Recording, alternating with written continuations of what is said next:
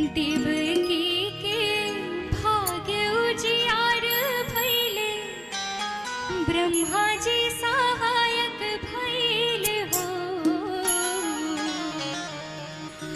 कि ललना मथुरा में जन्मे कन्हैया के, बड़ा नीक लागेला।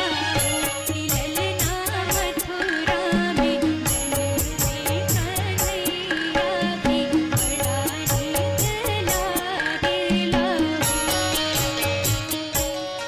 देवकी के भाग्य उजियार भइले, ब्रह्मा जी सहायक भइले हो। ललना मथुरा में जन्मे कन्हैया के, बड़ा नीक लागेला।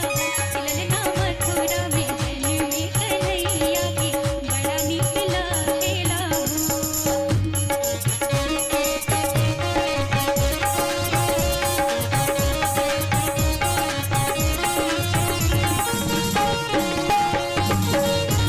क्या बात है।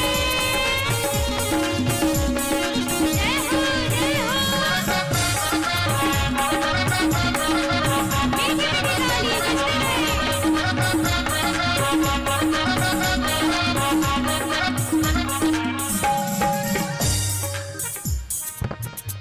तो आइए चलते हैं गोकुल में क्या नजारा है, क्या जश्न हो रहा है। धनी धनी धनी रे यशोदा माता, धनी नंद बाबा जी हो। यशोदा माता धनी नंद बाबा हो।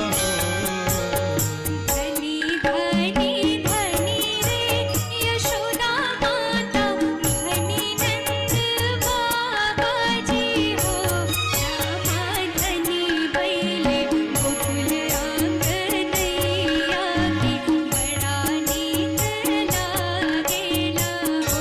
कि रामा धनी बैले गोकुल आंगनैया के, बड़ा नीक लागेला हो।